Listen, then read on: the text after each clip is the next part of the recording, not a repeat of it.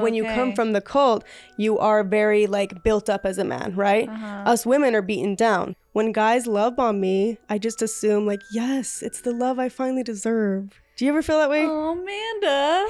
I think that to be attracted to all the men that I was attracted to, I think there was a deep wound of my own dad not seeing the worth in me. And it was very normal that there was no value of me unless I was serving these men. She ran his phone number through this website, escort review site. So it shows how many reviews a person has from escorts. And she's like, I just have to tell you something really quick. Please don't be mad at me. Because she thought I was going to shoot the messenger on her, right? She's like, I ran Winston's number through this site and he has 5 reviews from escorts. And the most recent one was January 10th. And oh, really? Yeah, 5 days ago. At this point when she called me, it was 5 days ago that he's getting this review from an escort. So she's like, I'm sorry, like, what are you gonna do? And I was like, he's coming downstairs. I'm gonna have to call you back.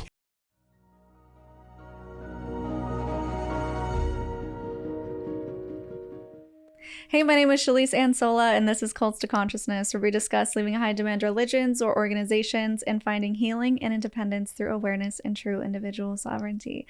As always, if you're only listening and you'd like to see our faces, go to our YouTube channel at Cults to Consciousness. We love it when you interact with the channel. It really helps boost the algorithm, helps more people see it, and become more aware of these cults, these high-control groups that ultimately we want to expose. So speaking of exposing the cultiest, highest control groups, we have with us one of our favorites, Amanda Ray. Thanks for joining us in studio. Hi.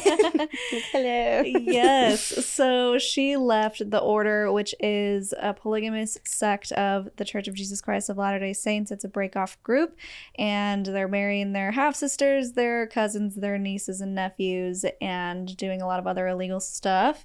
She has a whole channel. If you haven't seen it, just pause this video, go subscribe right now, and you can see what's going on in the Order/Kingston clan. So today in studio, we're like, let's talk about some girly stuff. Let's have some girl talk, some real talk. So we're going to be talking about really embarrassing stories that we've both gone through to try and help you. This is all for you guys, to illustrate how easy it is to slip into problematic relationships after coming from a high control group, and why we think that is. I mean, we'll take our accountability, of course, where necessary, but also just, I don't know, helping demystify the programming and the mind control and how that can seep into your regular life if you haven't done a lot of work in deconstructing the cult you were from before jumping right back into the dating pool.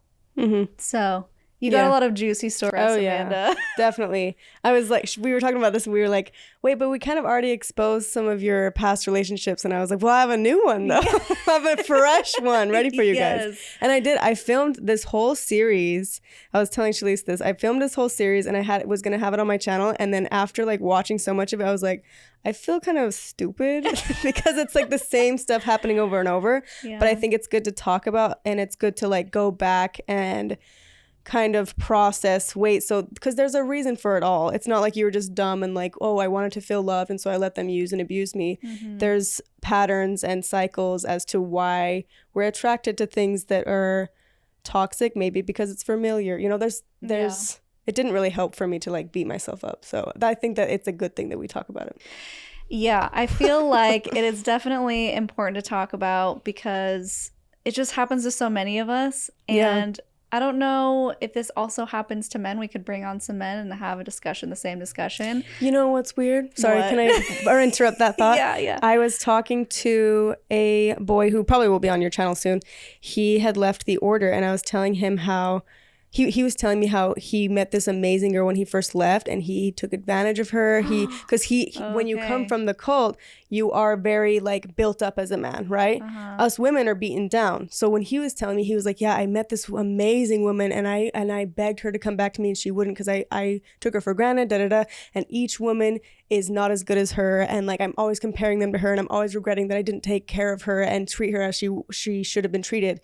And then I was thinking, that's crazy because I'm the opposite. Exactly. Each man has been better than the last because I'm slowly gaining confidence. Yeah. Isn't that weird? That's so interesting. So, yeah, I mean, it makes sense that it would affect men as well. I was about to say, I wonder if women maybe we make more allowances, or we want to see the good in people, because like you said, when you're in a cult, the women are usually the underdogs, and so we're beaten down, and we're like, we just want to be noticed, and we want to be appreciated, and we want to be seen. And so when we date these people who maybe don't appreciate or see us, we try to make allowances, and we want to see the best in them, like, oh, well, maybe they can change, or maybe I'm just being a little crazy, or maybe this or maybe that. And so I wondered if on the flip side for men, if they also had that same kind of hope, but where you're saying they're the ones propped up. Maybe it's harder. It's like a different thing. Right. And I don't know if Val talked to you about this in his episode. He said that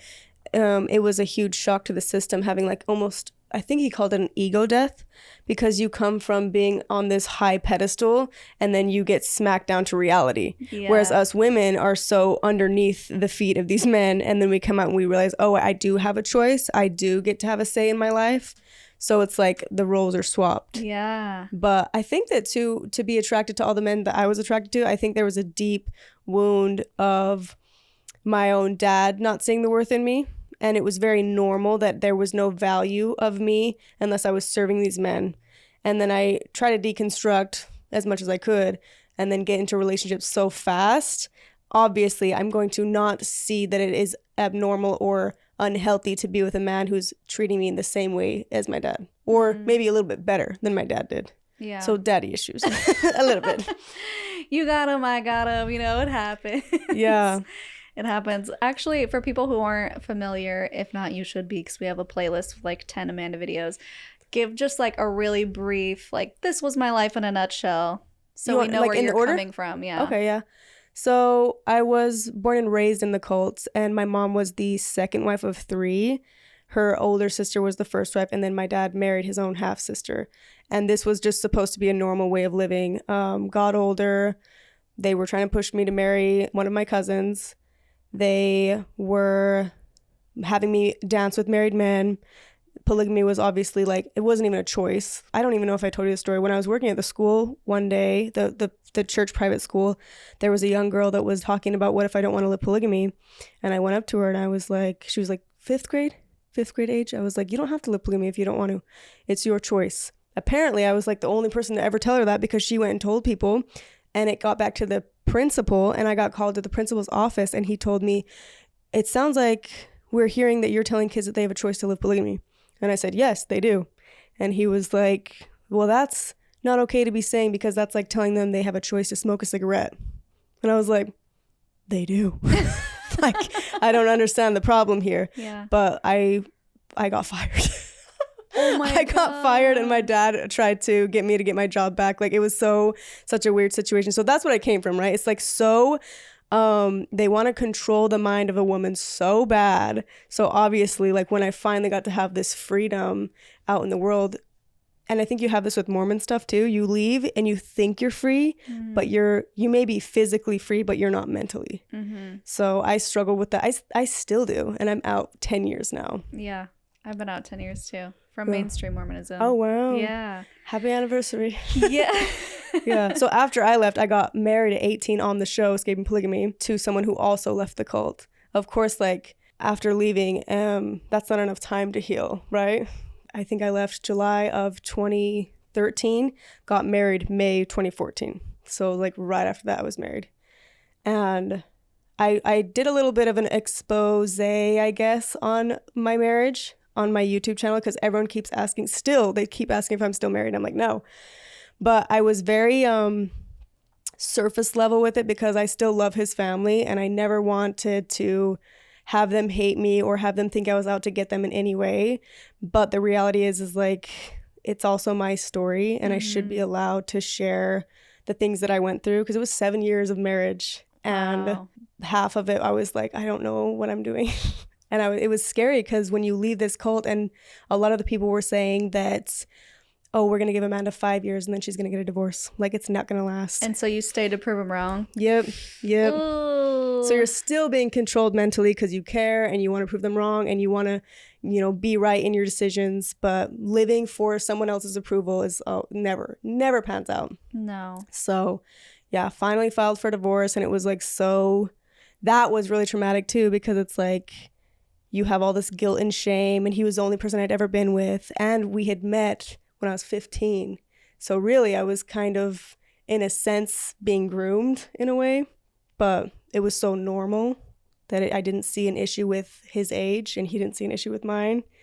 So there was a lot more that happened that I look back and I feel sorry for not sorry for myself, but feel bad for her, that old version of me, that no one was like, hey, it's okay, you can file for divorce, like, you were young, you came from a cult, like, that you're gonna be fine. But instead it was like I really feel like he felt ownership of me, because it was like my dad had ownership and then it was passed on to now he has ownership. And you're not just saying that, that's how it works in the order. That is how it works in the order. And that's, I know that we left, but it was like we still were in that mindset. I was asking him for permission to do things. And towards the end, I told him, I was like, I feel like you're not my husband, you're my dad. And it feels really, there were moments where I would want to go stay at my sister's house and I felt like like I could breathe. And he would ask if I missed him and I would be like, no, I don't miss you. Yeah. And so I also understand that like he was brainwashed into thinking that that's how a relationship works too. So we were both trying to live this outside lifestyle while unconsciously living a cult lifestyle, if that makes sense. When did he get out? He left the same time as me, but I was 17 and he was 22, 23. So he was a little older. But I really do think sometimes that he was still grasping onto the cult, because the day we left, it was when I got attacked by the leader, Paul's brother. I got physically attacked and I called the police, and his first instinct was to call the leader and be like, the leader needs to know that his brother's doing this. And I was like, stop. The leader doesn't care about us. Like, when are you going to understand he's not going to be on our side? Yeah. And that moment when he realized, when he was trying to call and everyone was on the leader's brother's side and not mine, the victim, he was like so shocked. And I was like, duh! Like, where have you been? Seriously. It's like they live in completely different worlds from the women, especially in your group. I think that's what it is. It's like us women can see it for what it is because we are the women. Yeah. But they're the men, like, just, I don't know. It's funny because what he just illustrated is that men do have good intentions, or at least some of them do, and they want to be like, no, the leader really cares about you, because they're living in the world where the leaders are saying, we love women, we care for women, women are amazing, like, we need the women, but then the actions don't back that up. So he's still living in this fairy tale land of, no, we love you guys, and you're like, there is no fairy tale land. Yeah, where is it? The actions do not match up with the whole like lovey-dovey words. And I see that in the mainstream Mormon church all the time, where they're like, no, women, we love you and we need you, and you bring life into the world and you have your role. It's very much gender roles. You have your role, and men can't do that, so you should be grateful. But then at the same time, there's quotes of apostles and prophets who are like, okay, we like your opinion, but don't talk too loud. Like, don't say too much. You need to sit down. Wow. And so we care about you to an extent. Yeah, like we love you guys, but don't try to have opinions, because don't get crazy. Which is crazy because you guys get to have them, but we're crazy for having them. Okay. So stupid. Yeah, that was eye-opening for me too, because I was like, what the hell? Like, have we been, I'm younger than him at this point. So I'm like, how have I gone 17 years? And I knew this shit when I was 15. I knew that they weren't going to fucking care about me. Yeah. But he's over here like, no, Paul's a good man. And I remember looking him in the eye and being like, Paul has sex with his sisters. He has kids with his sisters. He has kids with his nieces. I don't understand why you want to put him on a pedestal. Do you want to have sex with your sisters? Like, it's like you have to put the puzzle together. Yeah. And then finally, I feel like it wasn't even together till like maybe 5 years into the marriage. He was like probably almost in his 30s. And he's like, oh, you know? I'm like, no. I know that he's not stupid, but I think it's that he didn't watch things happen. He didn't see... Or maybe he did and he just didn't see a problem with it. I don't know. Well, I think that's also the difference, is because they're living in this separate world, it's hard for them to comprehend. Like, you can see something, but to understand it is completely different. Like, for example, and this is maybe a dumb example, but I knew pregnancy would be hard and I knew childbirth would be hard, but I didn't understand it until I went through it. And then I was like, oh shit, this is really hard. And every single day is a struggle. And I feel like that may be the case with them is, they see women being talked down to or feeling like maybe they're owned in some way, like their property, but they're not going to get it until they can really put themselves in your shoes and experience something similar. Maybe a situation where he leaves the cult and maybe he has a boss who does the same thing to him, and then he goes, oh, yeah, is this what the women felt? You know what I mean? Yeah, I guess that does make sense, because it's like you don't have to really be faced with digesting that, because it's not really affecting your realm, your world. Yeah. And that's why, too, a lot of people will say in the comments, for example, or whoever, just like, oh, well, Mormonism isn't that bad of a place. I have a friend who's this, or I have a friend who's that, or my experience isn't that, so there's no way that this person could have had that experience. And I'm thinking, just because you're having a great experience in Mormonism doesn't mean that other people aren't severely suffering. Right. Like the LGBTQ population, you can see them and see that they're being treated differently, and you can see that they're not allowed to act on their feelings. You can see that them being punished for kissing someone is the same punishment as you having premarital sex. Right. But you don't know what that's like, and it's not actively affecting you the way it's affecting them. So you can't possibly say, no, Mormonism's a healthy place, if you can't really be in the shoes of the people where it is life or death. Literally, people are committing suicide because it's so painful for them to be in. Exactly. And of course, it's like, and the same thing happened in the order too. It's like, well, this person's not struggling with being gay, or this person isn't gay, so they don't understand what they're going through, and they'll even make it worse by being homophobic and being like, yeah, well, in the Bible it does say that, like, they'll try to quote the Bible to try to be homophobic and further, you know, push their ideas of straight pride, I guess. I don't know. Yeah. And that was another thing that my ex-husband would do. He didn't understand. He did have gay friends, but he didn't believe that they were following God. And it really hurt to hear him talk like that, because I had the thoughts of children, obviously, on my mind, because we were married and we had talked about having kids, but it would be so painful to me to see him treat our kids in the same way that my parents treated me. Like, why did I just fight so hard and lose everything just to marry someone who's going to repeat the cycle? And yeah, there could be a chance that there's no gay kids, but still, I'm not going to risk that one of the kids are gay and you treat that kid like shit. Well, not even if they're straight. So maybe you have a girl and he starts treating her in the same way that your dad treated you. Like, there could be many patterns that repeat themselves, not just the gay thing. Yeah. And maybe now he's changed, but at that time I still was having conversations with him about it, and I was hoping, I think it's that same thing where you're like, you hope that they'll change, or you hope that they're gonna, you fall in love with the potential, right? And like, I see that you can be better, you can do better, you can be a better dad to your kids. But I waited 7 years, you know, and he did progress in a lot of areas, but it was not enough for me to be like, okay, let's have kids, you know? What are some other things that you felt like he carried over from the cult besides just being patriarchal? This is gonna make him sound bad, but he used the N-word. Like, that shocked me. He was never like publicly out to like get anyone that was different races, but he would use it as if it was not a big deal. And I would call him out for it and be like, that's not normal out here. And I get it, like, I went to public school and maybe I was more exposed than him, but it felt like at times, like, yes, it felt like at times he was my dad, but it felt like sometimes I had to be his mom. Like, don't say that shit. Yeah. But it's weird because I would tell him things like, hey, don't be homophobic, hey, don't be saying those things that's going to come off as racist. But then he would be parenting me backwards. Like, he'd be like, hey, don't be swearing, I don't want the mother of my kids to be saying shit. And there was a moment where I swore on accident on Escaping Polygamy, and they bleeped it out. And he was like, we're going to have to lie to our kids and say that the network bleeped it out and you didn't actually say that. And I was like, no, I'm not going to lie to my kids like my parents lied to me. Over a swear word? Yeah.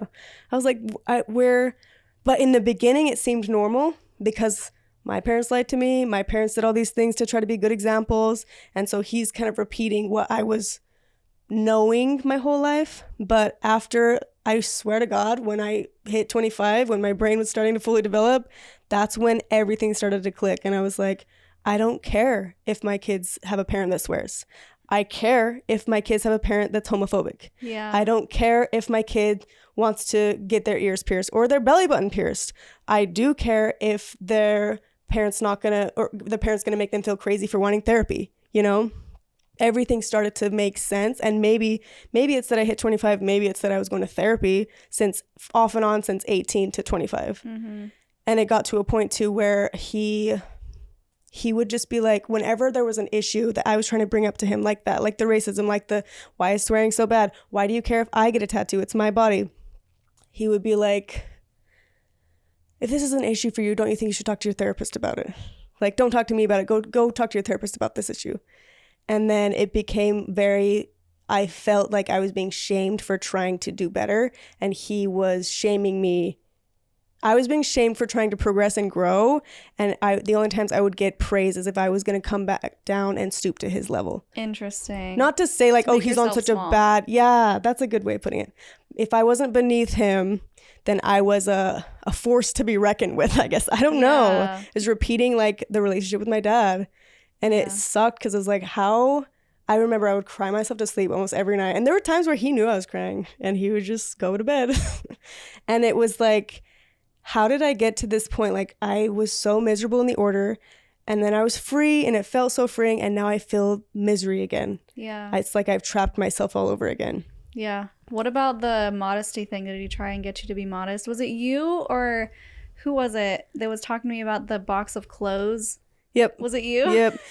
I'll tell the story again for anyone that doesn't know. Before, when I was living at my mom's house, then I did buy my own clothes. When I had little amounts of cash, I would go to this store called Gen X Clothing. I remember it was on Redwood Road, and I would get cheap clothes there that I really liked, but some of them were what the order would call skimpy or slutty. So my mom and dad would regularly go through my closet and just take them, and they would hide them in this box and say that one day when I'm married, they'll let my husband decide. Which I totally thought was a joke. I was like, they just threw them out. But when I did get married, my mom wanted to have a meeting with us, and she gave the box of clothes to my husband and said, hey, you can decide if Amanda wears these. And I was shocked. Oh. And I will give my husband praise for this. He told them like she can wear whatever she wants. Behind closed doors, though, there were times where he's like, why do you want to wear that out? You want men to look at you? How come you don't want to wear this? And he would make sure that, like, yeah, he wouldn't do it. My parents didn't like take all my clothes away, but he would make sure that I felt like dirty for wanting to look pretty. So what are some examples? Like, are we talking tank tops? Are we talking belly shirts? Like tight dresses. Like if we were going to Vegas, I want to wear a nice tight dress because all the pretty girls are wearing tight dresses and I just want to look pretty on my 21st birthday. Yeah. But yeah, he would be like, are you doing this for other men? He would get insecure when other men were looking at me. Oh. And so. Well, so is that always? I mean, you're a beautiful woman. People are going to look at you. That's what I don't know. Even if you're in a sack, like people are going to be looking at you. If I'm in a sack. I really think that and I've seen other men do this too. And so I don't want to call him a narcissist, but when I started to research, like after I left him, I started to research narcissism, and I found comfort in Dr. Ramani, the psychologist on YouTube. I found so much comfort and healing in listening to her. And a lot of the time she would describe word for word things that a narcissist says to their partner to make them feel small. Word for word was things that he said to me. Do you remember anything? Like a main thing that I think about a lot lately is whenever I would get praise, like for the show Escaping Polygamy, or praise for like being there with the family, and he had like other aunts that were praising me taking care of the kids with him, he always had to turn it around like, well, what about the men go through stuff too in the order, like it's not all about the women. So I couldn't even ever have a little bit of a trophy. Yeah. But of course, again, all behind closed doors. So he was aware enough to not do it in front of anyone, but he would do it. Again, this is also what Dr. Ramani says. They're aware enough to know and be charismatic around the friends and the public, but behind closed doors, you get the worst of it. Mm-hmm. The person that they supposedly love so much gets the worst of it. Yeah. So it was things like that. And then, yeah. I wish I could remember the exact word for word one that, like, I remember the jaw was on the floor. I was like, wow. That was the moment I was like, he might be a narcissist. And Val, you've had him on your channel. He helped me realize a lot too, because when I first left, there was a lot of like being really upset with my ex-husband and being upset with the whole situation. And Val was like, he's better off without you. And I was like, what do you mean? Like, I helped him grow. I helped him this. I helped him that. And he's like, you also enabled him to act that way by staying and letting him slam the door in your face over and over again and showing him that you weren't going to leave it made him think he could keep doing that. Right. I was like, that's true. Perfect segue, because I wanted to ask you, let's talk about all the ways that you are still operating under a cult mindset. Yep. Well, first of all, like, oh yeah, okay, you're right. I won't swear. I'll be better. I'll do better. Let me prove to you that I'm worth being loved, which is so toxic. Don't ever be with someone where you think that you have to show them that you're worthy of love. Yeah. But I was constantly like, okay, you don't want me to wear these clothes? Okay. You don't want me to do this? Okay. Can I? I was even like willingly giving up my freedom. Can I go hang out with my sisters? Can I go do this? And there were moments too where he was like, why are you asking? And I even remember thinking, I don't know. Like, this is just how I am. Yeah. Because I was still going from, you know, being a child in my parents' home to now I'm living with him. There was never a time of freedom, a time of getting to know myself. So I'm over here like giving him the rights to being my father in a way. But again, he didn't know either. So he's sitting there like, okay, he was one of the oldest of his family. So he was used to like telling the younger kids of what to do. So maybe that's what we just kind of fell into. So I was over there like reinforcing things, and I still was trying to find out what I believed in too. So I was like, we should be going to church. We should be, you know, keeping the Sabbath day holy. And we both were kind of in that same mindset, but we didn't know what we were doing or why we were doing it. Yeah. It's weird. It was like a battle with myself. I would be like asking him for permission for things. And then I would be like, wait, why are you getting mad at me for what I'm wearing? You know, it was like, I would be defiant, I would be strong, and then I would be weak. And I would feel like I don't have energy to be arguing with you. Yeah. Does that make sense? Mm-hmm. Yeah. So yeah, that relationship was really hard. And I think the shittiest part is like, you wanted it so bad though. You wanted to marry him so bad. You were in love with him. You thought that God put you two together. So then to finally realize this was like a nightmare. Like, and I was participating in it. Not only participating, I wanted it so bad. Yeah, I think that's an interesting thing we need to talk about, which is the spiritual side. So what were you believing around this time? I know you were probably trying to figure out, if the order is not true, then what do I believe in? And if you felt that God put you two together, was there some sort of spiritual manipulation going on in your own head of, well, if I leave, I can't leave because this is what God wants, and I want to do what God wants. Yeah. There's definitely there was guilt and shame tied to, we did sexual sin before the getting married. The premarital sex? Yeah. And I really, looking back on it, I really do think that was a big piece for both of us, being like, it's not that big of a deal as long as we get married, because that is a big sin if we're just not going to, you know, get married, have babies, and be what God wants us to be. So I think in the back of our minds that was there, but we also both were like, well, I think God put us together so that we could leave together. Like, we had this idea that it was like fate in the eyes of the Lord. And how would it be to smack God in the face after we've been given this great opportunity, you know? Mm-hmm. And he did say things like that when I told him I wanted a divorce. He cried to me saying like, well, we knew that this is what God wanted. And it hurt because it's like, there's still those parts that like, oh, I'm just defying God. But there was a deep sense of like, I don't think that even if this is of God, like, I'm going to regret having kids with you, because I don't want to raise them in the way that I know that you want to raise them. Do you think he really thought that it's what God wanted? Or do you think, knowing how narcissists operate, do you think he knew that it would hurt you more if he played God in a way and saying, well, this is what God wanted, so we shouldn't be divorcing? So I don't know, because sometimes he would have his own set of rules, you know, like if I did something, how dare you? But he would do the same thing and it was different. And that's another thing that with narcissists is like, they can do things. Yeah, exactly. And so I don't know if he thought that was the last like dig to try to get me to stay, because I was shocked at how distraught he was when I finally was like, I want a divorce, because he treated me so bad towards the end. Like, just like that, like, why don't you talk to your therapist about it? Like, I had no emotional support. I would cry myself to sleep and he would not even, you know, come cuddle me or like, hey, what's wrong? So it felt like he didn't even like me. Yeah. So when I brought up the divorce, I was kind of shocked that he was like, what? Like, how did this happen? I thought you were happy. I'm like, how did you? It's the same thing with Paul, right? With like, Paul's a good guy. He's going to be honest. What are you talking about? You know, like, where have you been this whole time? Your brain. And I don't know. I don't know if he really was self-aware and he just didn't care, or if he really truly thought like this is God's, you know, will. I don't know. Well, I've learned a little bit about narcissism, and if let's just say we think he is, because I don't know anything about him, so I don't know if he is or not. But based on what you're telling me, it seems like he does have those tendencies because, first of all, they have no capability of feeling empathy. So when you're crying yourself to sleep, he's like, oh, well, she must have had a bad day. Like, they don't have the capability of self-awareness at all. So the other thing is, you are his supply. So the more that you're like, love me, the more his tank is being filled. And he needed that validation of someone wants me and needs me. And the second you said, I don't need you anymore, all of a sudden his self-worth goes out the door because you're his source of feeling that gratification. Yeah.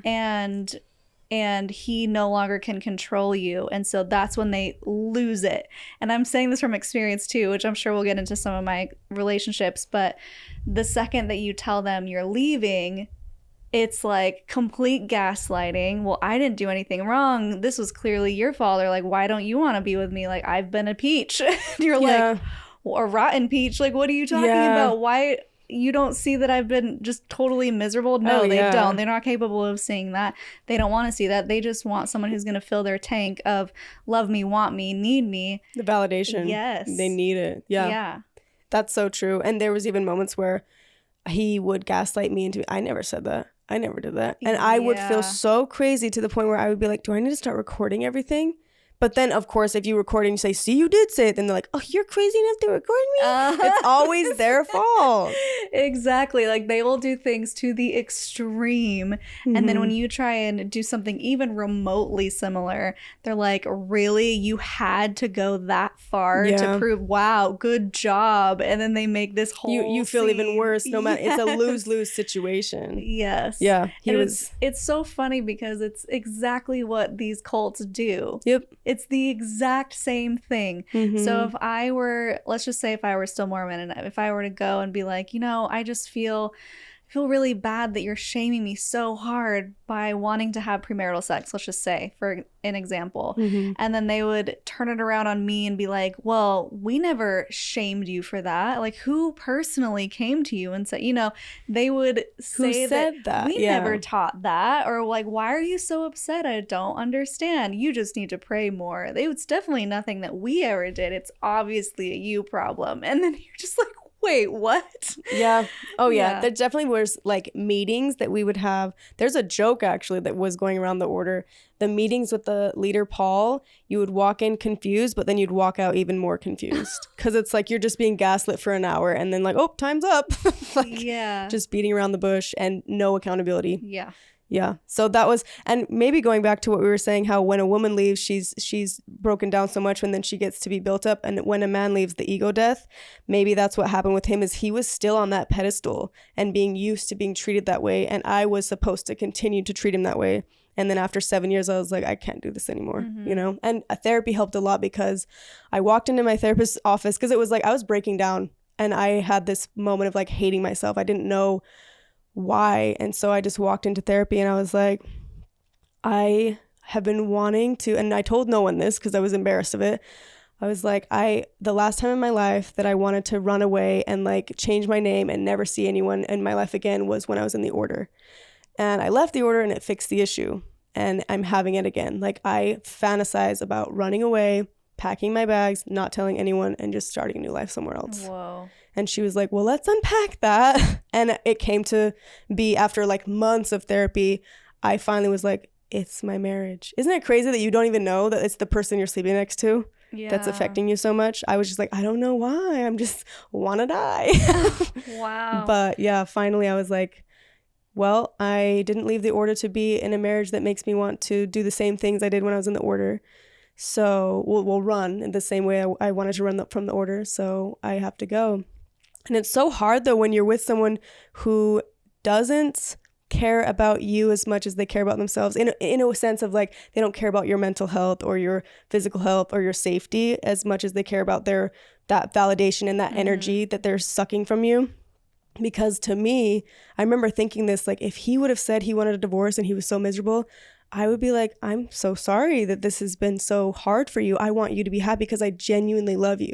And if you can find that happiness somewhere else, I want you to have that. But that's not what I got. I got like, how could you do this? You know, like it was shameful for me to have any thoughts of leaving him. So to me, towards the end, I was like, I don't think this ever was genuine love. I don't think he ever loved me unconditionally because there seems to be a lot of conditions here. So it was hard. And he wanted me to stay in his family's life, which I wanted to too, because I was so close to his younger siblings. We were there every year for Christmas. And then he like begged me to stay a part of their life. And I was like, of course I want to. But like after a month of him seeing that the kids still liked me, I think there was a form of jealousy. I don't know. And so I couldn't. That was the hardest part. That's the shitty thing. The hardest part wasn't losing him. It was losing his family. Yeah. So I told myself, I was like, I got to take a break from dating, from like this whole shenanigan and try to figure out who I am. But I didn't know how to. I feel like that we talked about this. The hardest part is like, you know what the issue is, but you don't know how to fix that issue. And I feel like I was in that world for a long time. Like, yes, I know I have issues with men. Yes, I know I have issues with trusting myself. I know I have issues with saying no. I don't know how to fix all those issues though. Yeah. So I just kept going to therapy and then dating shitty men. Just kept on keeping on. Should we talk about the next one? Yeah, we have 3 that we're going to be hyper focusing on. So my ex-husband was the longest lesson, right? And there's in each one I did the same thing, beat myself up for not learning the lesson sooner, which doesn't help at all. Feeling guilt and shame for wanting to leave, or guilt and shame for thinking that they're the person that they actually are. Like it's weird. You feel like, no, they're not that bad of a person. Like, why would you think that? But in reality, they are that kind of a person. Yeah. But you guilt yourself for thinking that. Does that make sense? Yeah. So he's in the past. I moved to Vegas and I meet this guy. Should we give him a fake name? Yeah, Because I keep saying ex-husband because that's easy to know, but because I only had one. But I'm going to be talking about 2 different boyfriends. This guy's name, should I say, is Joe too? Joe? Yeah, is that okay? Sure. Okay, so I meet this guy named Joe. And I think that one of the problems was I was giving him too much praise for just being a decent human being. Like, oh, he didn't talk down to me. That was so nice of him. You know, giving them trophies for being better than my ex-husband. Right. Oh, he lets me wear what I want. Oh, he lets me swear. Like, okay, that you shouldn't be praising them for just the bare minimum. Baseline. Yeah. So he was like the greatest because he was not, I guess, just a step up. And I was more attracted to him because he swore. I was more attracted to him because he drank, because it was so far from the order stuff. Again, not reasons to be like, yeah, this is why we're dating, because he drinks and he swears. But over time, he was definitely someone who love bombed. He bought me nice things. He flew me to Tulum. It was like, when I was married, we didn't even go on our anniversary trip or our honeymoon trip till 4 years after. And we went to the Bahamas, and it was like an amazing trip. And I was like, wow, this is so nice. This guy, I meet him 2 months later, we're going to Tulum, which at the time I didn't even know what love bombing was, but he was the definition of it. He bought me Valentino shoes, Louis Vuitton scarves. It's just like the nicest gifts I've ever gotten from a man was from this guy. So of course I'm like, okay, yeah. Didn't want to be his girlfriend though, because I just got divorced. I'm like, I don't want to jump into a relationship. I know I need to be healing these things. How long? I filed for divorce and it was finalized May of 2021. I met this guy June. but I moved to Vegas February, March-ish area. So I was still out there. The divorce was being finalized. Yeah. And then it was finalized on May. So it was a few months. Yeah. May 14th, actually, which is would have been our 7-year anniversary on the day. Isn't that crazy? So anyways, so I meet him June 25th of 2021, and we're kind of seeing each other, and he keeps pushing for me to be his girlfriend, and this is another thing that I kept falling into. I would say no, and they would keep pushing and be like, okay, I'll be your girlfriend. Yeah. So but I liked that he didn't live in the same state as me. He was in Arizona, I was in Nevada. So I liked the distance because I got to get to know myself more. But he would come back and he would visit and, you know, tell me that he loves me. He told me he loved me first. He told me he wanted me, my boyfriend first. Like, he wants me to go visit his family for Christmas in Canada. All of this stuff like was happening really fast. But I also had never really dated outsiders. So I didn't know, like, is this normal? Right. You know, so I'm going through like what's healthy, what's not healthy. I have no idea. All the while going to therapy like consistently at least once a week. So I was trying to talk to my therapist, like, is this normal? Is this normal? I don't know. But finally get to a point where there were things that were obvious red flags. And I was like, I don't know if this is healthy, but I saw that he was talking to this girl and talking about going to a concert with her. I saw it on his phone. Yeah, I saw. Well, it just popped up on his phone. Yeah. And I was like, I'll call her Becky. Who's Becky? And he's like, oh, Becky's my ex-girlfriend. I'm like, okay, why is she asking you to go to a concert with her? And he had this whole story, like he helps her with, because he was a realtor and he was helping her buy homes, and he helps her with some of the like sales and stuff because he promised her and blah, blah, blah. But he's not going to go to that concert with her. She just, you know, they're just friends.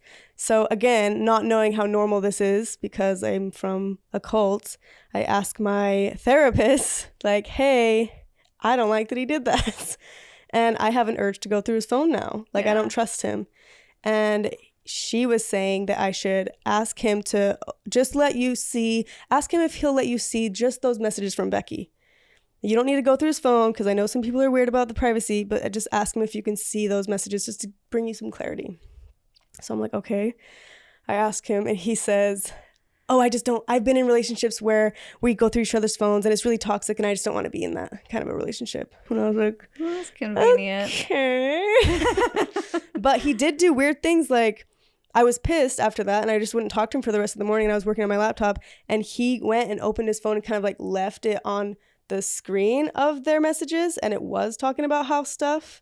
But knowing myself now, I would have just been like, you know, because that would have saved me so much time. Yeah. But I'm over here like trying to respect his boundaries, but again, I was feeling guilty in my brain. Like, he wouldn't do all of those things to you. Like, why are you wanting to demonize him in this way? Like, he's trying his best. Not from the order. Exactly. Why do you gotta have these negative thoughts? And my therapist did.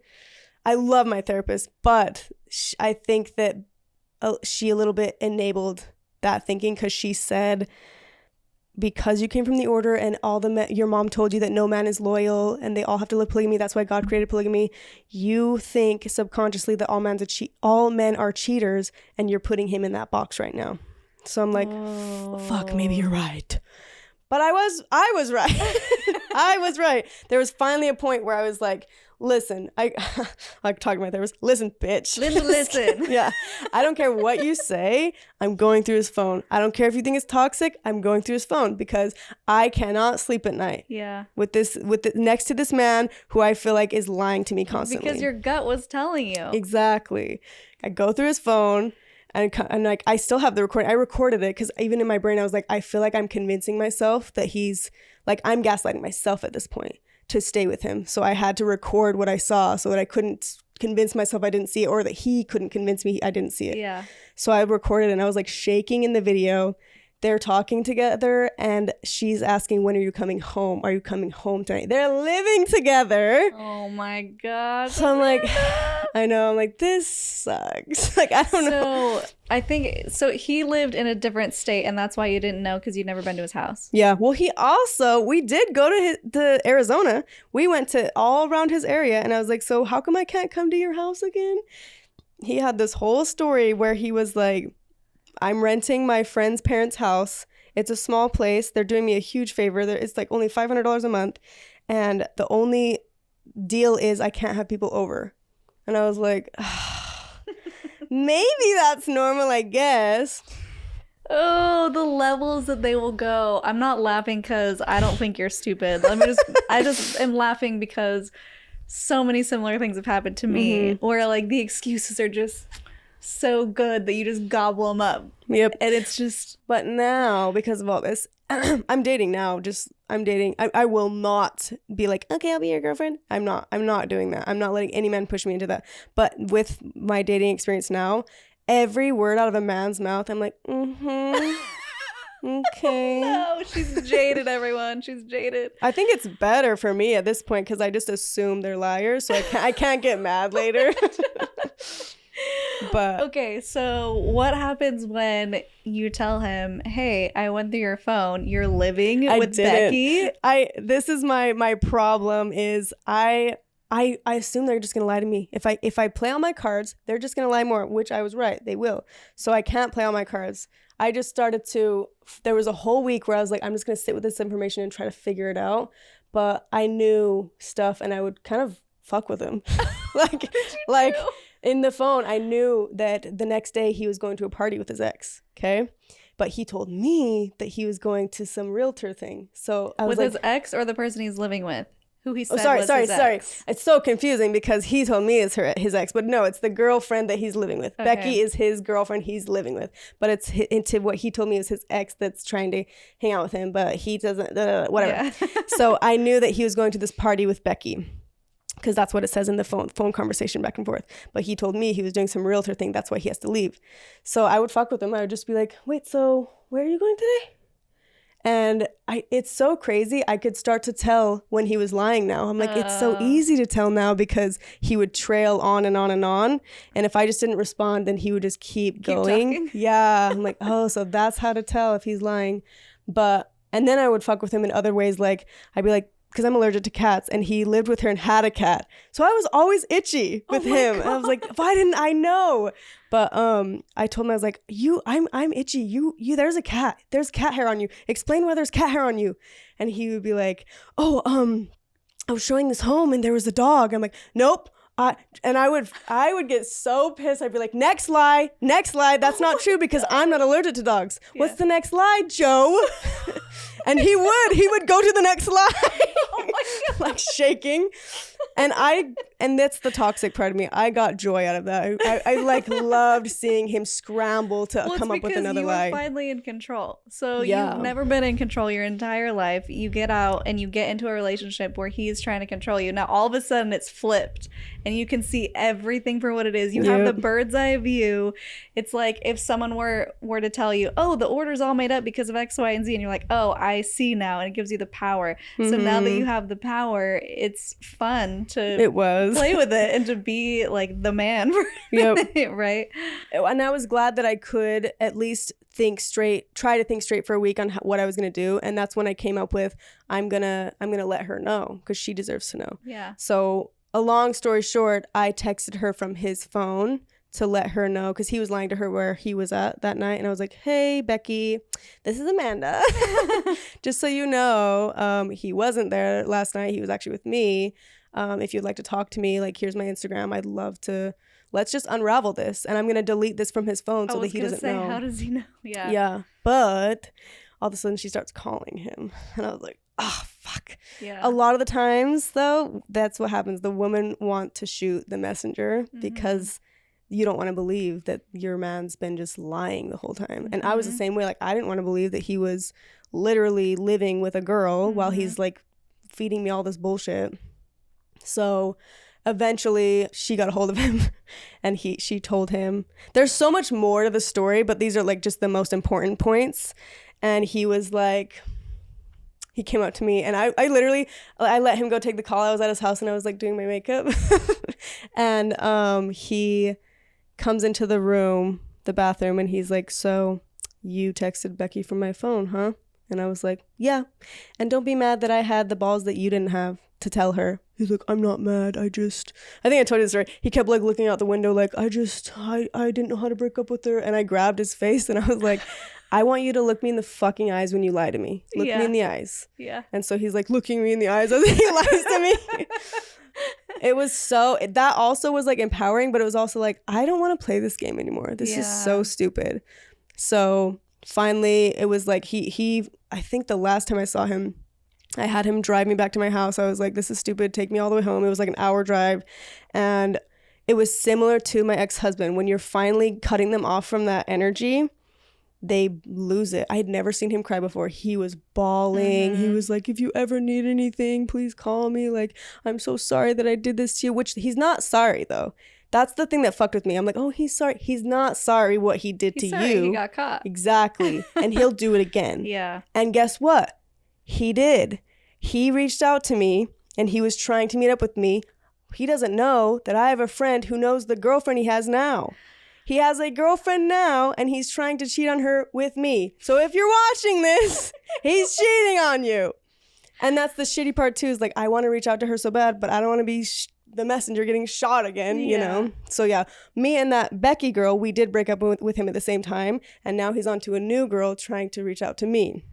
So it's like, they're not sorry that they did it. They don't feel bad that he would bring up my cult too. Like, I'm so sorry that I did all this. You've been through so much already. Like, pulling at my heartstrings. Like, yeah, you're right. I don't fucking deserve this. But then you're going to fucking do it again. You're only saying what you want me to hear so that I'll give you the energy that you want. Yep. So, and it fucked with me for a while. I did dabble around like, maybe he'll change, maybe. Never. I wish so bad. The moment that I found out, I would have just left him with no explanation. Yeah. And I told myself that I would when I went to the next guy. So the next guy was, but here's the thing that I have to pat myself on the back for. I learned each lesson so much faster. Yeah. Like, my husband, 7 years.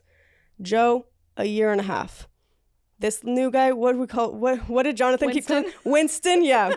Winston, 6 months, okay? 6 months. And I learned that lesson. And I also learned, don't date realtors. This third guy was a realtor. And now everyone says this to me on like Patreon and on Cultic Cup. They're like, well, not Cultic Cup, but Patreon, because I've told this story on Patreon. They're like, realtors are too good at lying and being chameleons, so just stay away from them. So funny. But yeah, this last one just happened. So this breakup was January of this year. And yeah, last time we did our little collab, I was still dating him. Yeah. And I was like, yeah, I really like him. You'll have to meet him. But he was very love bomb me too. And I have this problem with when guys love bomb me, I just assume like, yes, it's the love I finally deserve. Do you ever feel that way? Oh, Amanda. They're giving me money and things that I love. But you didn't feel that way with anyone that was like love bombing you? She's like, wait, forget about me. What about you? I'm just curious, like, is that a normal thing to feel? Well, I think it's normal in the sense that you didn't really get that growing up. Oh, yeah. You didn't get that love and affection. And so when someone gives that to you, it feels good and it feels natural. And there's nothing wrong with accepting that and wanting that. Yeah. But I think maybe, I don't know if maybe you accept it with more open arms and maybe gobble it up a little bit more because of your past. And maybe the guys that you're finding can spot that in you and can spot that you need that maybe more than someone else might. I mean, I'm just speculating. I don't know. But it could be the case that they're like, oh, this is really working. I'm going to do it more because now I know how to manipulate her. Now, this is not every guy that ever exists. It's just the guys that you are picking. It's the guys that have narcissistic tendencies who can spot your weakness and then go for it. Right. Yeah, because I'm still in this phase of like, how do I work through this stuff so I don't keep running into this issue again? So there's something that I'm doing too that's attracting these types of people as well. Or not even just attracting, because they're going to look for any victim that they can get, but to allow it and to look past certain things. Yeah. Yeah, I feel like, and I say this all the time on my channel, that I think we accept the love we think we deserve. And so if you're at the level of, well, at least I can swear, or like, at least I can do this, you're accepting bare minimum, like less than bare minimum. So raising your standards, not that you're doing anything wrong, it's allowing them to do things wrong to you that maybe you could stand up for yourself more, or just pick a different guy who, I don't know, checklists are also kind of arbitrary and they can be dumb too, but having sort of standards in your mind of, I won't date this guy unless he meets these qualifications. Yeah, I need to have a better idea of that. And I think that dating has helped me realize that, because in the beginning, after my divorce, I wouldn't know. what would be on that list because I don't even know myself, right? So dating did help me be like, oh, I don't want a cheater. Yeah. I didn't know how badly I didn't want that one. But one of the biggest things that I didn't know was a man that's actions are not in line with their words. They're just a liar. If they're saying, I do this, I do that, I'm an honest person, I'm a this, I'm a that, but then they're over here doing the complete opposite, or I'm going to do this tomorrow. Even the little promises they make to themselves, they're lying. Though that's a huge deal breaker for me, because that shows that you don't even want to keep the promises to yourself and you're lying to yourself. So how can I believe you if you're lying to yourself? How can I trust that you're not lying to me? Mm-hmm. So I am grateful for all of these experiences because they taught me lessons of like being able to observe those toxic traits. There's an opposite side, right? Mm-hmm. So he's lying to himself because he's not in line with his actions and words. This guy over here is so honest with himself. So like, I said this, I'm going to do it. I said this, I'm going to do it. And that's attractive to me now. But these guys are so unattractive to me because it's like, they don't even know what the fuck they're doing. Mm-hmm. But this, what do we say? Call him Keston? Winston. Winston. This Winston guy was so similar to the last one. But, and this is the same thing what you were saying, they're always a step up and you give them the praise for not being as shitty as the last guy, but that doesn't make them great. It doesn't make them your dream guy. But the same thing with my husband. So I was with the cult, underneath my parents, and then being married was like a step up, like it felt free, but I was still caged. Then I leave him, go get with Joe, felt free, but I was still being like, he never gave me any emotional support. It was still that same type of thing, but he gave me a little more than I got with my husband. Now this next guy, we did have long, deep conversations. So I valued that so much, not realizing that they were all lies. But still, I was like, wow, this is a lot better than the last one. I could see a future with this guy. So, but the same thing happened. We were dating and he wanted me to be his girlfriend really fast. And I was like, no, I'm still healing. I'm healing from the last guy. And I'm healing from my divorce. I'm healing from the cult. I have so much that I want to work on before I get into a committed relationship. Mm-hmm. And this is another thing that in the next guy, I will not be okay with this when they push you after you've said that. When they're like, well, no, you can still, like, it's okay. So when are you going to be my girlfriend? You know, that's a sign that they don't give a fuck about your feelings, your pace, your emotional boundaries. They're going to get what they want. Mm-hmm. But I didn't see that at the time. I just thought, well, of course he wants to be with me. I'm great. Same thing. Of course he wants to give me all these presents. It's what I deserve. But so I let him push me into the relationship. Things were good in the beginning. He was love bombing. Again, 1 month in, he pays for this nice trip to New York. We stay at a really nice hotel. It's an amazing vacation. And the thing that was different with him is he actually did have me meet his parents. You know, the last guy, I never met his parents. There was a reason, because they were meeting Becky. But with this guy, I was like, oh, there's no way he has a girlfriend because I'm meeting his parents. And like, there were those things in the back of my mind, like maybe he's cheating, maybe he's that. But there's no way because his parents love me and we're hanging out with him all the time. And I met his sister. But then there was little things, even besides what I'm going to tell you, which is the most horrific of them all, even besides what ends up making us break up in the end, there were little things that I should have caught on to earlier. But because I was his girlfriend and I, you know, kind of dove into that, I started to make excuses like, oh, well, he's struggling or he's going through something right now, you know. What were some of the little things? Do you remember anything? He would... Whenever I had an issue with something, like we had an argument about the last names, like I don't want to change my last name when we get married because we talked about marriage. Even though we were only together for 6 months, he was like, oh, I want you to have my last name, da-da-da. And I was like, I don't want that because I was married already and I hated that he pressured me into changing my last name. And I'm still trying to get my last name off of my bank account. Mm. And I don't think that I like the idea of the whole ownership thing. Like I'm okay with the children having the last name. Like I'm fine, but I know what I want, and I don't feel like I even got to have the Grant last name and fully enjoy it.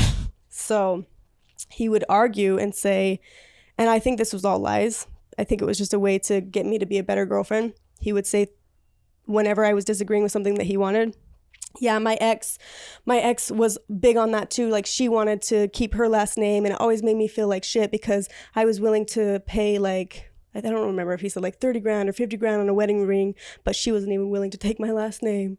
And I would sit there and be like, oh, okay. Yeah. But that doesn't change my opinion, you know? But so he would do things like that would try to like guilt and shame me for wanting my own individuality, you know? So I did notice it, and I would stand my ground and be like, sorry that she did that, but I'm going to do it too. Yeah. And over time, every story he would tell me about his ex-girlfriend, I started to be like, I think there's another side to this. Because he would make it sound like his ex-girlfriend was a narcissist.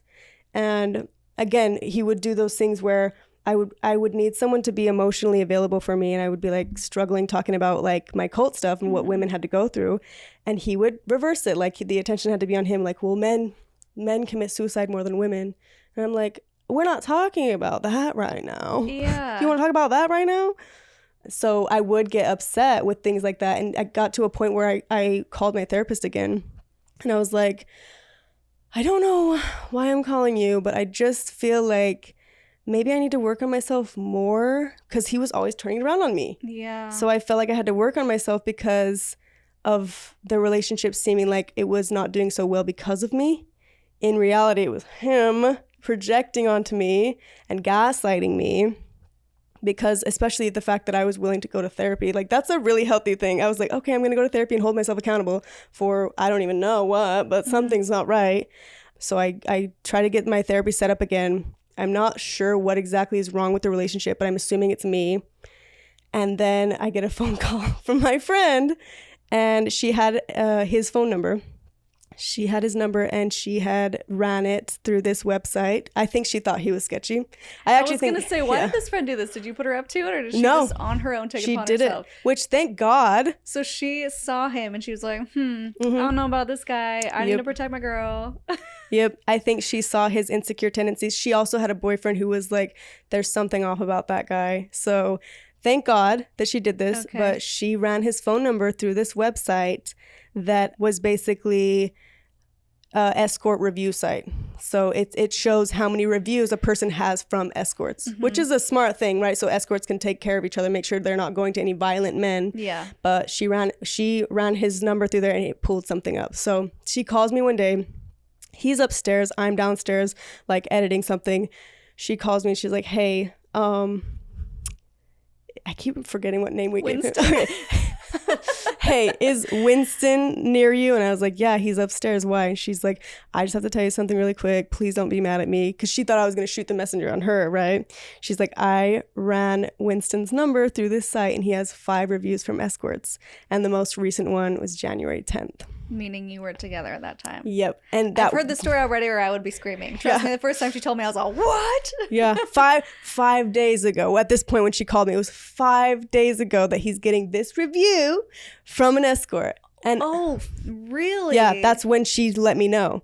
Oh, I didn't realize it was that soon. It was like literally, which is thank happened. God. Yeah. Okay. So she's like, I'm sorry. Like, what are you going to do? And I was like, he's coming downstairs. I'm going to have to call you back. And I remember, it's that same feeling when I went through Joe's phone, like the shaking, like I don't know what to do. And see, usually I feel like hold it in and then later on come up with a plan. But in this moment, I was like, I just need him to explain himself. Like, what the fuck? So from my point of view, it sounds like you've gone through the trauma responses. So fight, flight, freeze, or fawn.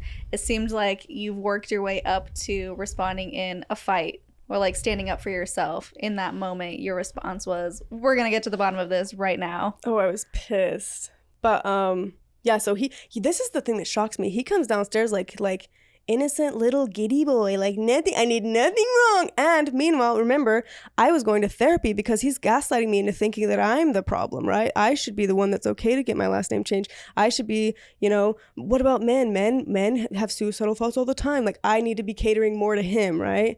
Here I am trying to take accountability of this relationship when he's over here probably cheating on me.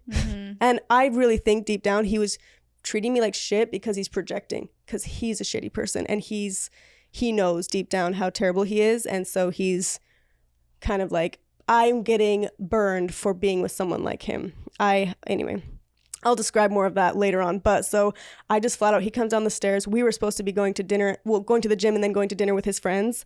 And I'm like, oh, that's not fucking happening today. But he comes down there and he's like, hey, babe, what you doing? And I was like shaking, and he could tell instantly. He's like, what's wrong? And I was like,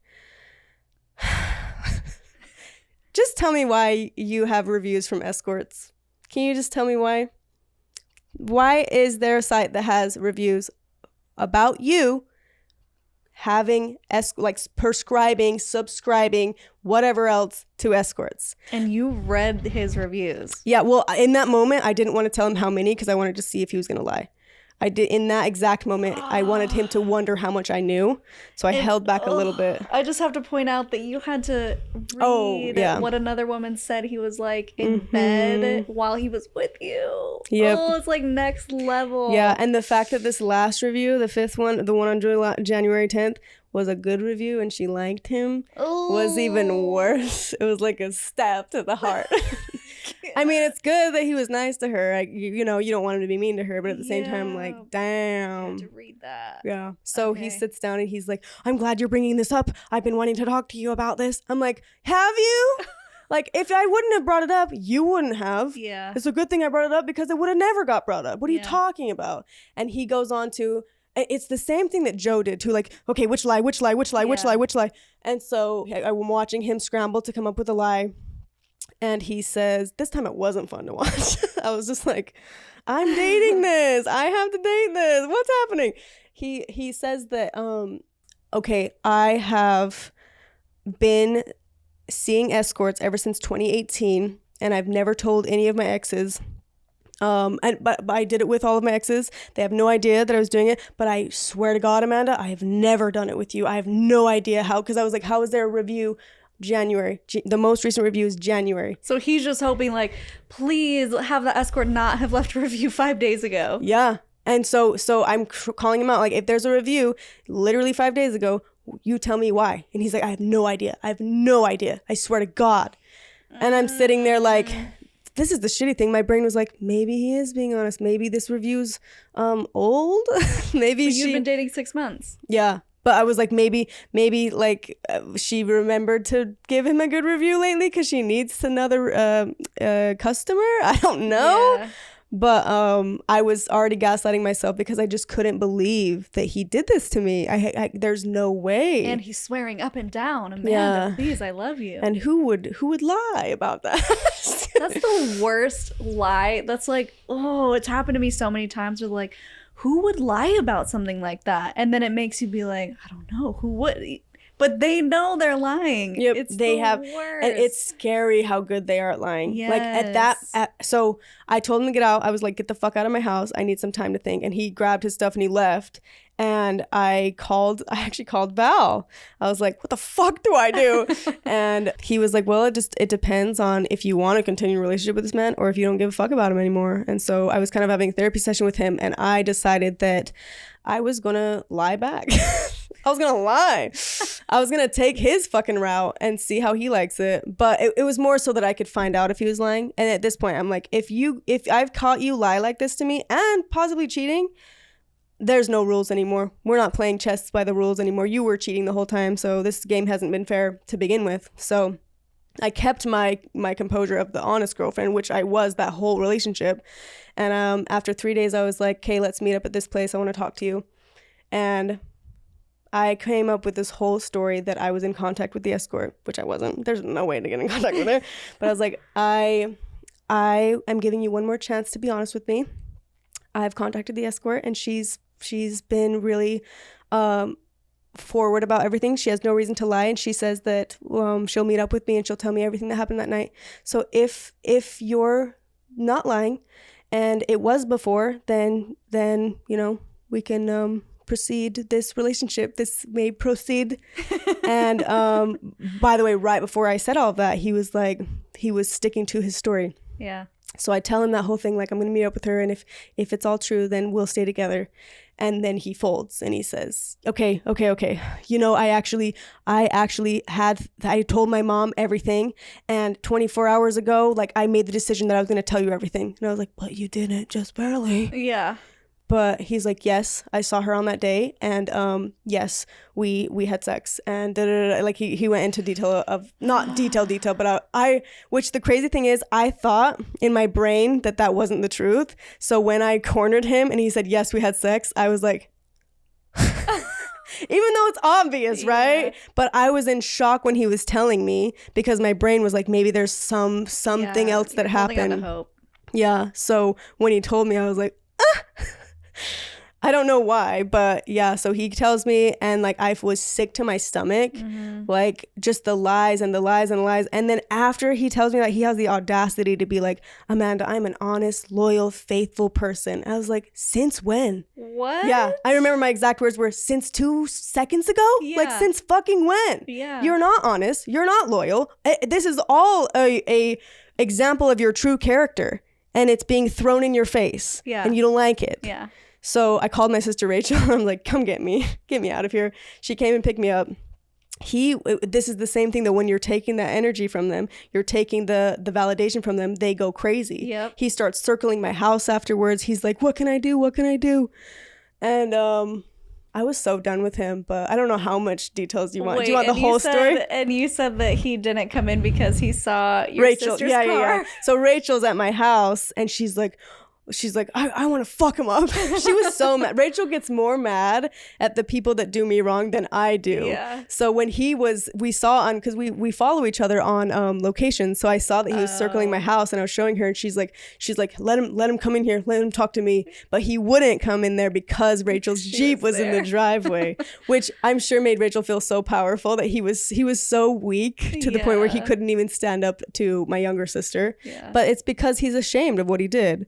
And he has to finally come to terms with the fact that he did it. And so there's way more to the story. I kind of want to jump into the good side of the story, though, after the whole breakup. And I'll tell you more of the drama. There's some crazy stuff that he did afterwards. But let's jump into the best part of it. I don't think I told you this part. I went down to the area of Arizona where his ex lives. And I was hanging out there, not to go see her. I was there with my sister's dog. We were just having like a little vacation away from the area because I didn't want to be around where he was living. And I had a thought to just reach out to his ex, because I was like, if she was with him for way longer, and if I was putting myself in her shoes, if my ex-husband was seeing escorts the whole marriage, even afterwards, if one of his girlfriends could tell me that information, I think it would help validate a lot of things for me. So I'm going to just give her this information if she wants it. She doesn't have to take it. She doesn't have to talk to me if she doesn't want to. So I messaged her on Instagram, and I was like, hey, I know this is weird that I'm reaching out to you like this, but I was also dating Winston recently, and found out some information about him that he was doing to both of us. And I just thought that I would want to know if I was you. So you let me know if you don't even want to know this information. I totally get it. We don't have to talk about it. If you're done and over with it, like, I totally understand it. I just am offering this to you if you want it. She instantly gives me her phone number. How could you not? If someone sent me a message like that, I'd be like, well, I have to know. Yeah, I have to know now. Yeah. And then she called me. She was so cool. She's also from Utah. Really? So we like clicked instantly, and we ended up going out for drinks and we started to unravel more of the lies. Like, I would tell her, like, yeah, there was this story where he said that you guys all went on a vacation, and your family kicked him out of the hotel and made him stay on the beach because they thought he had COVID. And he made me feel like really sorry for him for that. And she was like, bitch, that was me. That happened to me. And she shows me the picture of her being outside, but it was like a skewed version of the story. It wasn't even as bad as he was saying. It was like kind of a funny story. So like we kept unraveling things where he said that one thing happened to him, but it actually happened to her. Like he was swapping all these stories.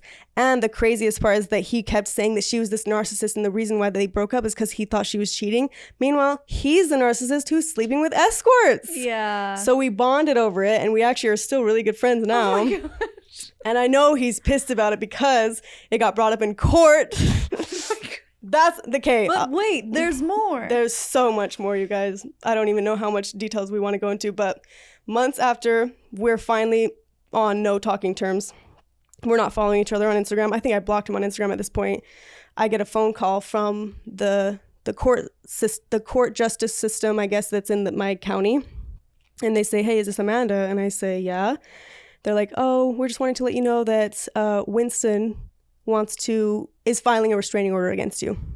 And I'm like, literally at this point, I'm like, I'm sorry, who are you talking about? Like, it's been months. I've been dating other people. Like, I've moved on. Yeah. And they're like, oh, we sent the information in the mail of what he's getting a restraining order on. And I'm like, no, don't send it in the mail. If you're telling me I have to show up in court next Thursday, I want you to send it to me right now. Email it to me.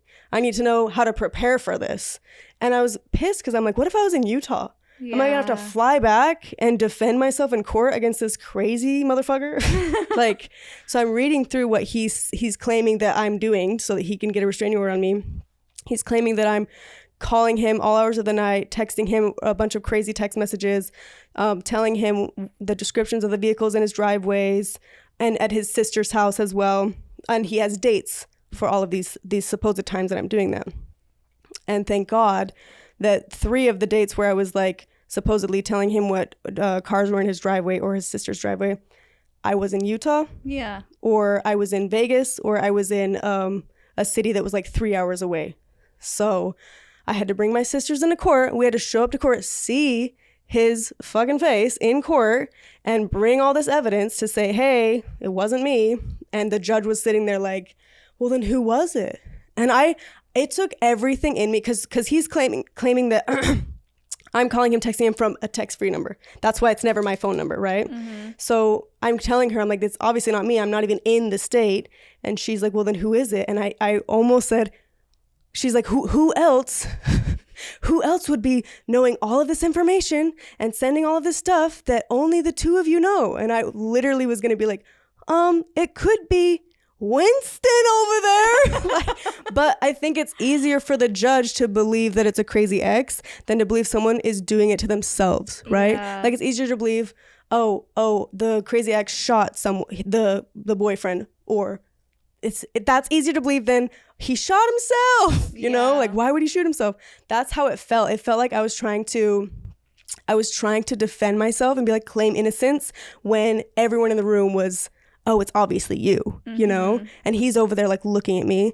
Like, I 99%, there's like maybe a 1% chance it was like an order member, but like, how would they know where he lives? How would they have the time of day to come out to his area and look at the cars in his driveway? There's no way. So I'm 99% sure he was doing it to himself. Why? That's what my question was. And me and my sisters were racking our brain, because also at the end of the first, by the way, we had to go to court twice, because by the end of the first court hearing, the judge was like, I need more evidence. There's no proof that it's her. There's no proof that it isn't her. And so by the end of that, and he was claiming all of his stuff, my sisters were like, maybe there is someone stalking him, because he was good.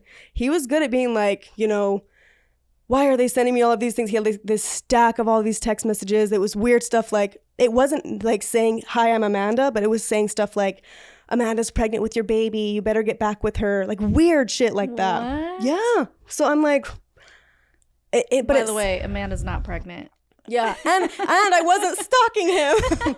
I remember the whole time thinking like, he wishes I would stalk him, because he was the one wanting me back. So that was half of my evidence, was showing them text messages like him saying, I don't know how I'm going to live without you, like things like that. Yeah. So I really believe that he had to make sure that no matter what I said, because what he did is terrible. And he was scared that I would make him look bad because the town's small. So he had to make me look like a crazy ex, so no one would listen to me. Right. Yeah. But he would say like, oh, she's harassing all my friends too. And they couldn't be here because they had to be working. I'm like, if they couldn't be here, but you're so afraid for your safety, you have to get a restraining order, but your friends can't even be here to defend you. Do they even know you're here right now? Yeah. Like, I don't know.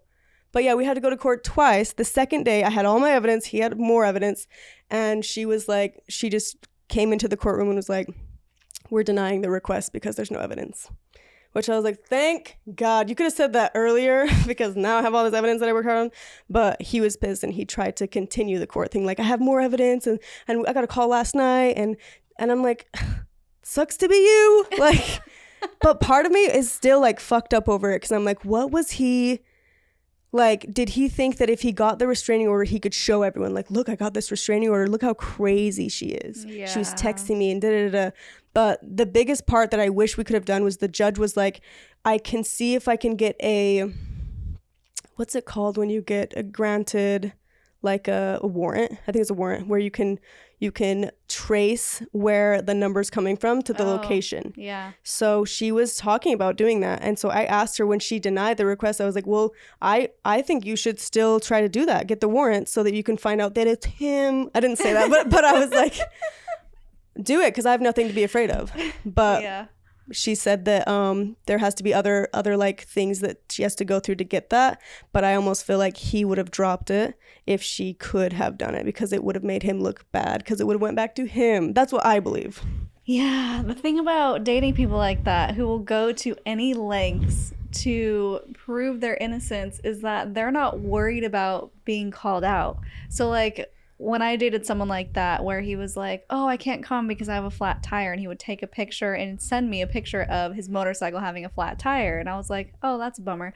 I found out he had all these excuses like in a folder in his phone. Wow. Anytime he needed an alibi, he would just send a photo from there.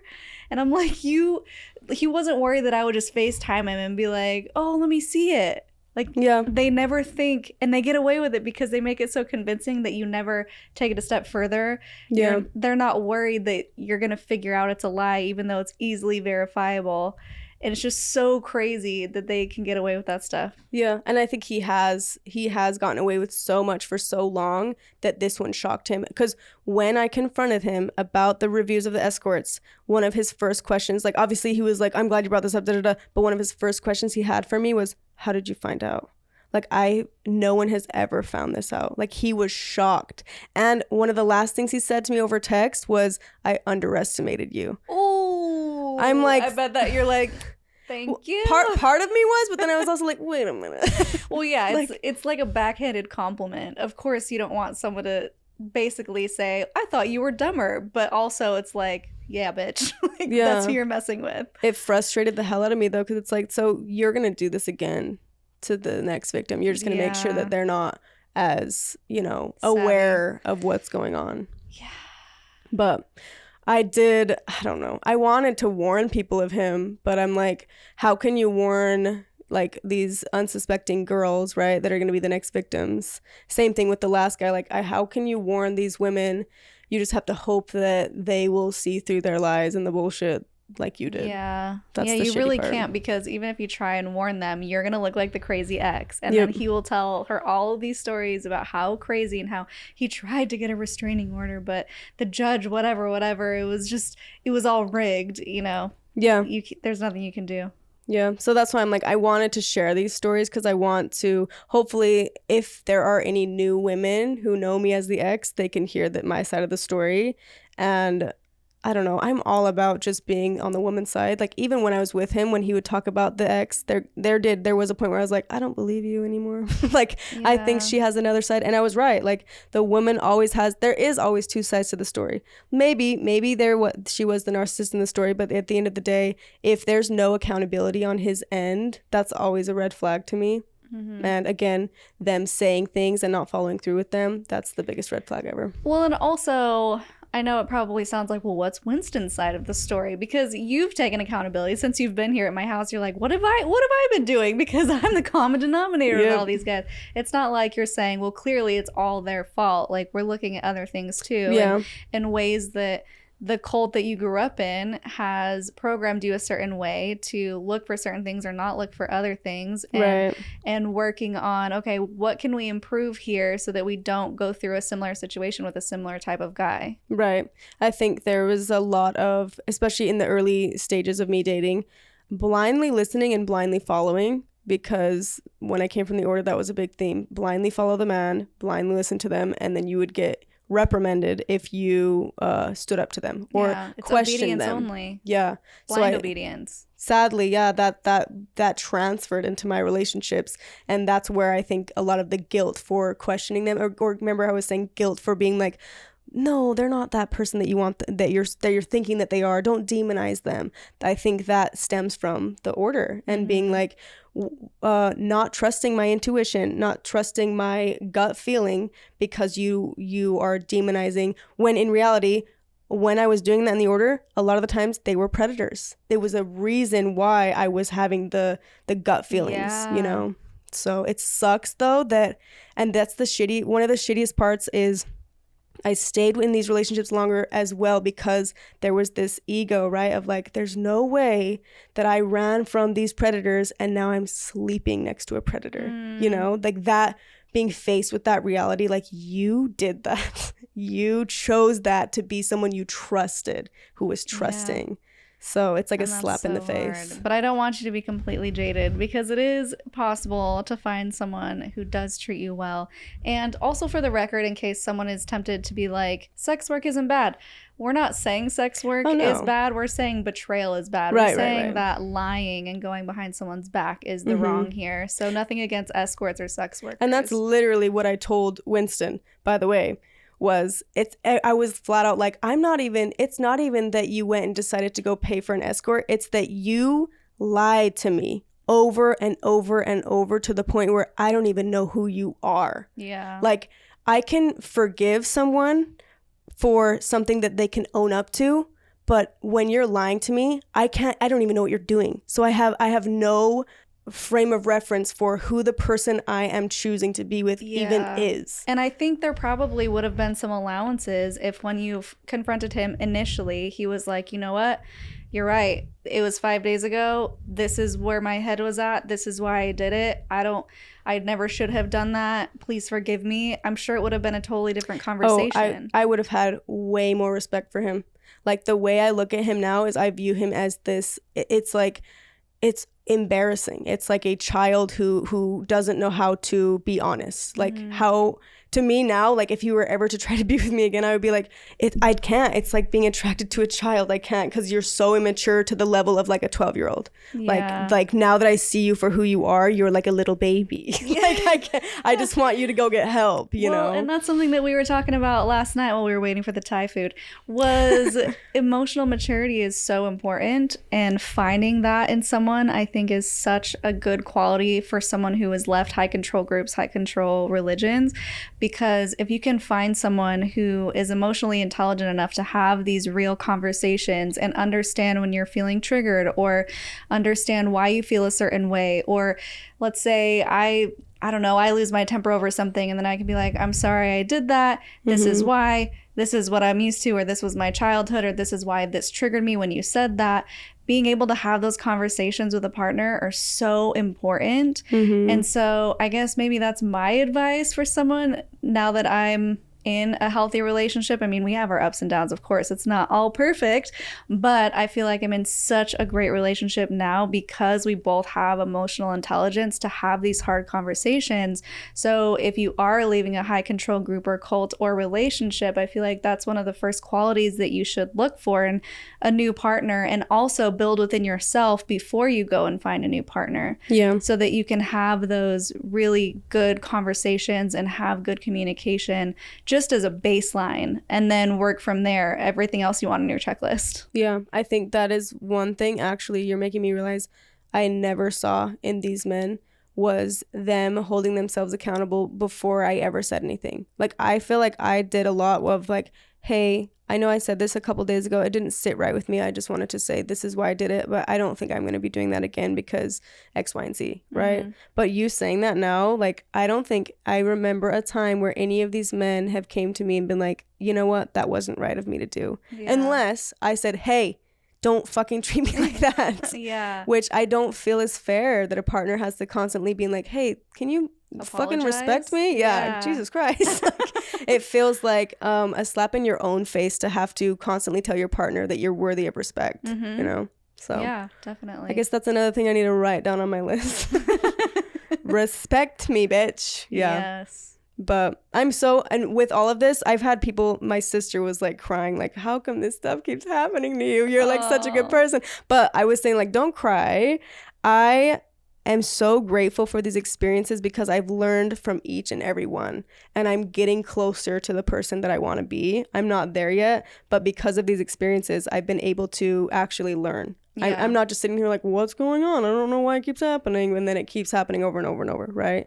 We're learning from each one. And I do feel like I made the same mistakes in the beginning of these last two, was that I did not stand my ground with what I wanted. Mm-hmm. I allowed them to push me into a relationship when I wasn't ready. And I thought that was normal. Mm-hmm. And that's not healthy. Yeah. That was one of the things. I think you're just gaining discernment. Mm-hmm. And learning how to see through things, and also learning how to trust your gut. Yeah. Because intuition is also something that is always completely cut off when you're in cults, is they tell you basically, don't listen to that voice in your head, just listen to us, just pray more. Mm-hmm. Or just read your scriptures more. Or just. Like, follow the rules harder. It's clearly a you problem. And so they cut off all of those little gut feelings. They were like, something feels weird. And then we're taught to say, it must be me. Yep. Instead of something feels weird, maybe I should look into that. Maybe I should lean into that something feels weird feeling, mm-hmm. and actually dive in a little bit more, because usually there's something there. Your body knows when something is off. Right. I think that's the shittiest part, is like, I look like a pushover a lot when I'm looking back on my diary entries and looking back on, I knew how I felt and what I wanted, but because I was so used to being a doormat in the order, it was hard to stand my ground because it was such a new muscle for me. Yeah. So I feel like I'm finally gaining that now. And I think I was talking to you about this, like the guys I'm dating now, like I feel like I'm being a bitch, but I just let myself be the bitch that I am. It's really just me saying no. Yeah. Like, I don't want to do what you're wanting me to do. I don't want to go home to your house on the first date. I don't want to kiss you on the first date. I don't want to do all these things that they're actually the ones being the bitch for assuming that I should be doing those things, you know? Well, also, I think just societally speaking, we live in a world where women who stand up for themselves are seen as pushy or bitches, mm-hmm. when in reality, men do it all the time. It's just being a man. And so I think it is something, even just if you weren't raised in a cult, to just stand up for yourself as a woman and be like, no, I don't want to do that. Or that's crossing my boundary. No, thanks. Yeah. It's so hard to step into that power. And so doubly if you've been in a scenario or a situation where you've constantly been stepped on. Oh, yeah. So, yeah, I'm trying to decide, because we were talking about how you were single for a while and it helped you. I'm like, maybe that's what I need to do. Maybe instead of dating, I just need to be alone. But I'm nervous that if I don't date, I'm not going to get to work that saying no to men muscle, because I'll just be saying no to myself. Well, I know, and that's tricky, and we didn't talk about my relationships, and that's fine. We're out of time. Bummer. Oh, no! You didn't want to talk. Oh, man, I guess I don't Time's have to talk about this. But yeah, I think something that really helped for me was just being intentionally single for 2 years and really just being like, I'm not even going to entertain men, because even though I'm such a romantic and I was a serial dater, every time I would get out of a relationship within 2 months, even if I was like, no, I'm gonna be single, I would meet a guy and be like, oh, but he's cute and he likes me, and then I would jump right back into like another year relationship. And so you're like, how the fuck did that happen? You know, I'm like, damn it. And it never worked. But when I really took the time for myself and I actively didn't even entertain the idea of dates or flirting on Instagram or any of that, it was so helpful because it really grounded me and centered me and helped me focus on what I wanted. Mm-hmm. And yeah, I mean, I miss dating. It was fun. I love dating. I love being cuddled and kissed and all that fun stuff. Yeah, but who doesn't? It was so helpful because I feel like it put me in the right mindset and the right place to when I did meet Jonathan, and he did the same thing. Well, he was a serial dater. Sorry, babe. He dated all the time, but he was like, okay, now I'm ready to find my wife. When we both really put that intention out there and we met each other at the exact right time, it just I mean, we were married within a year. It's like, oh, you're the one. Okay. And it made perfect sense. But it really took me stopping for a while and taking inventory of myself and figuring out who I wanted to present to a future partner instead of just going for the first person who gave me attention, which I did a lot. Yep, because it felt good to be accepted and loved and wanted. Mm-hmm. So it's such a power move to even turn away the dates and be like, sorry, not dating. Yep. It's you choosing you even though it feels like you're not choosing the thing that you want, which is dating, but it's choosing yourself and putting yourself first. And then when you feel like you're really at a place where you're like, all right, I'm ready for this person, I feel like you're going to present such a different energy to the world, and maybe attract the person that will meet you where you're at with that emotional intelligence that we talked about. Yeah. That makes a lot of sense. And to pick yourself, it's not that that's the shitty thing is like when I was offered a lot of dates in a relationship, it's always that excuse of, oh, I'm sorry, I have a boyfriend. But what about, I'm sorry, I'm dating myself. Yeah. Like, how come we don't reject so that we can keep our peace, you know, and learn about ourselves and date ourselves? There's still time to tell your story on my channel, baby. What? You're like, actually, no, thank you. Just kidding. Anyway. Yeah, we are going to record an episode for your channel about the healing side after leaving. I mean, that can still be related to relationships. So I guess if you want the Shelise tea, you can go over to Amanda's channel and find out. We can water it down if you have to, but you have to give us something after everything I gave. I'll give you some good stuff. We were talking about it today before we came over to the studio. She was like, no, I have some stories that make me feel stupid too, because I was feeling stupid about all my stories. And I was like, I bet you've never had an ex try to get a restraining order on your ass. You win me on that one, but I got some really good stuff. So maybe I'll share that over on Amanda's channel. Perfect. All right, guys. Well, this has been great. We always do a Linda Listen, and we're feeling so sassy. Do you have a sassy Linda Listen? Actually, I'm not sassy, sorry. Well, no, one that you really should listen to and I wish I listened to was a really, really notice the actions of the person that you're thinking of being with forever. If the words sound great, but the actions aren't in line, dump them. Like, I'm serious. Do not try to wait around for the actions to be in line with the words. Do not. It could be 7 years. It could be a lifetime. You deserve better than that. And I wish someone would have told me that. I like it. Great. And don't date realtors. The end. Oh, so funny. Well, this has been awesome. Thanks for sharing. Thanks for having me. Yeah, of course. And everyone go follow Amanda, subscribe to Amanda. She talks about the order on her channel, exposing all the deep, dark, dirty secrets going on there. So hopefully people can become more aware and also compassionate to those who are still involved. And if you want to, well, they can find you on Instagram at Amanda Ray. Yeah. Amanda Ray. Find me on Instagram. Okay. I just posted a picture of their little baby. Yeah. So yeah, it's been fun. Okay. And if you want to support our channel, you can do so at patreon.com/cults to consciousness. And if you want to get some merch, I'm sorry for what I said when I was in a cult. I should make a t-shirt that's like, I'm sorry for who I dated after I left a cult. Yeah. Something like that. Or don't date me. I'm still recovering. Please Not don't. ready yet. I just left a cult. Don't ask me out. I just left a cult. That's actually a good one. There's a t-shirt that's one of your lines, which is don't boink your sisters. Yep, I bought like 3 of them when I saw it. I was like, yes. And yeah, you can find those at cultstoconsciousness.com under the merch tab. And then I think that's about it. So if you like this video, I'll link 2 more down here below you can check out. And until next time, follow your highest excitement, be conscious, and be well.